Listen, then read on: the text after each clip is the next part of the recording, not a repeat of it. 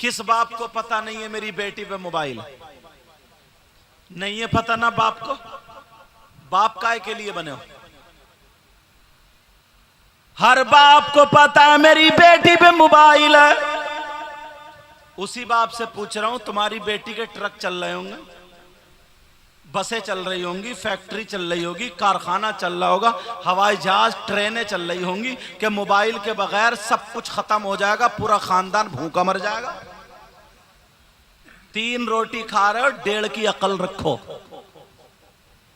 और नबी ने फरमाया उतलुबुल इल्म मिनल महदी इलल लाद, इल्म हासिल करो माँ की गोद से कब्र तक। सबसे पहला मदरसा माँ की गोद।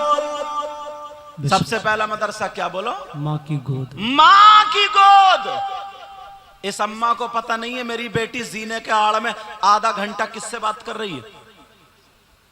सब माँ बाप को पता है, जानबूझ के अंधे बने पड़े।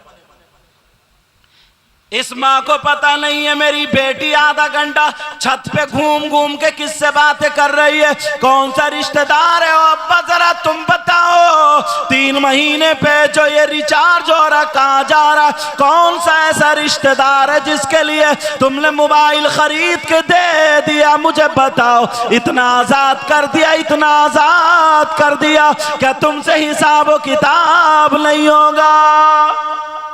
अभी दयूस का लफ्ज सुना था ना? नबी फरमाते हैं क़ाल रसूलुल्लाह सल्लल्लाहु तआला अलैहि वसल्लम सलासा ला यदखुलूनल जन्नह अला कुल्लि वालिदै वद्दयूस व रजुलतुन निसा। अल्लाह। दयूस पे मुझे हदीस याद आ गई, मुफ्ती साहब ने जो बताया था। समझ रहे बात? अब्बा को पता नहीं है मेरी बेटी पे मोबाइल है।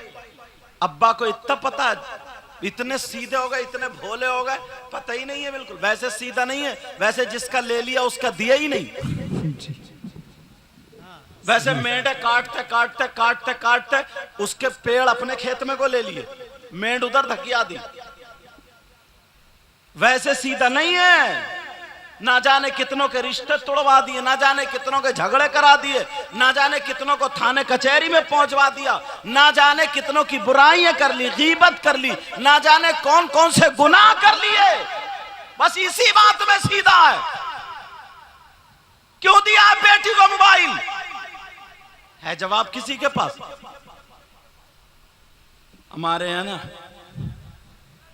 मैंने कई तकरीरों में बात बताई भी। एक हाजी साहब, उनकी अकेली बेटी थी, घर से कभी बाहर नहीं निकली बेचारी, बहुत परहेजगार, पर्दे वाली थी, पर्दे वाली, घर से कभी नहीं निकली। इत्तेफाक ऐसा हुआ, मैं बुलंदशहर से तकरीर करके आया, जोहर की नमाज में जब पहुंचा मस्जिद, हाजी जी मेरा हाथ पकड़ कर रोने लगे। मैंने कहा क्या बात है बताओ? तो बोले सुबह 5 बजे से बेटी गायब है, और जब से गायब हुई है तभी से घर में खुशबू आ रही है, खुशबू। अच्छा, काम ज्यादा अच्छा कर दिया, खुशबू आ रही है। मैंने कहा खुशबू? बोले हाँ, औरतें बता रही हैं कि तुम्हारी बेटी को अच्छे जिन्नात उठा के ले गए, अच्छे जिन्नात। अब हजरत से कोई ना कोई तावीज ले लो, जिन्नात छोड़ जाएंगे। मैंने कहा हाजी जरा सोचो। अब हाजी साहब बोले सुबह 5 बजे से गायब है, जब से लड़की घर से गायब हुई है, घर में खुशबू आ रही है, जिन्नात ले गए, कोई ना कोई तावीज दे दो, जिन्नात छोड़ जाएंगे। मैंने कहा हाजी जी अगर जिन्नात मेरा इतना कहना मानते होते तो मैं कार से काय को आता। मैंने कहा कम से कम 3 रोटी खा रहे हो, 1.5 की अकल रखो। तुम कह रहे हो अच्छे जिन्नात, अगर अच्छे होते तो इतना घिनौना काम क्यों करते? तुम तो अक्लमंद हो, मगर उल्टा पढ़ा दिया जाता है। वो कहने लगे हजरत फिर क्या करूं? मैंने कहा ये बताओ तुम्हारी बेटी मज़ारों पे जाती थी? बोले नहीं। मैंने कहा बाजारों में? बोले नहीं। बोले मैंने कहा मार्केट में? बोले नहीं। बोले हजरत वो तो छत पे भी कभी नहीं चढ़ी, आप इतनी मर्तबा है, मेरी अकेली बेटी का आपने भी पल्लू नहीं देखा होगा। मैंने कहा हाँ बात तो ठीक है, मैं भी थोड़ी देर हैरत में पड़ गया, मगर मैंने कहा ये बताओ हाजी साहब तुम्हारी बेटी पे मोबाइल था या नहीं था? वो कहने लगे हजरत मोबाइल तो था, क्योंकि हाजी साहब सच बोलते थे। कहा मोबाइल तो था। तो मैंने कहा सुनो, मोबाइल था, चलो जोहर की नमाज में 5 या 4 मिनट रह गए, सुन्नतें पढ़ेंगे, उसके बाद नमाज अदा करेंगे, मैं दुआ करूंगा, आप भी दुआ करना, इंशाअल्लाह 1 हफ्ते में कुछ ना कुछ पता चल जाएगा, अल्लाह ताला जरूर तुम्हारे दिल को ठंडा करेगा। इतना कहा तो 1 हफ्ता नहीं गुजरा, मैं भी नमाज पढ़ के चला गया।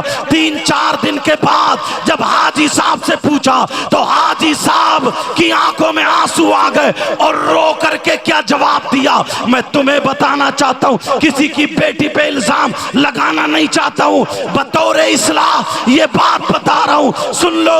हाजी साहब ने जवाब दिया, हजरत मेरी बेटी ने नैनीताल हाई कोर्ट में जाकर के कोर्ट मैरिज कर लिया एक भंगी लड़के के साथ, मेरी लड़की भाग के चली गई। अब मुझे क्या लेने दिया जाए? जो लड़की कभी घर से बाहर नहीं गई, जिस लड़की ने कभी घर का दरवाजा नहीं देखा, छत पे कभी नहीं चढ़ी, मार्केट में नहीं गई, बाजार में नहीं गई, उसने नैनीताल हाई कोर्ट का दरवाजा कैसे देख लिया?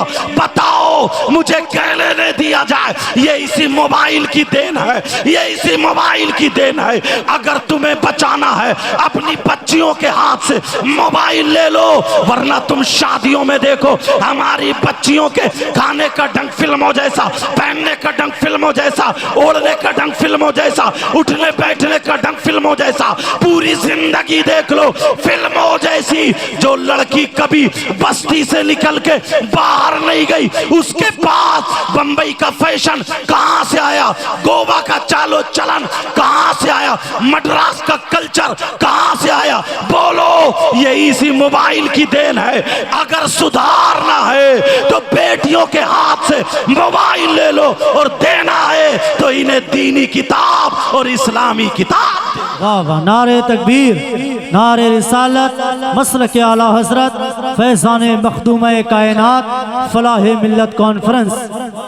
कोई मौलाना करके तुम्हारी बेटी को दुपट्टा नहीं उड़ाएगा, कोई पीरा करके आंचल नहीं उड़ा। और अल्लाह माफ फरमाए, बाज तो पीरी ऐसा सबसे ज्यादा पिटाई इसी की होगी। हाँ, पांव फैलाए पड़ा ऐसे करके, और औरतें हाथ पांव दबा रही हैं और कह रही अब्बा हुजूर, अब्बा हुजूर, बना दिया जाएगा मार मार के इसका खजूर।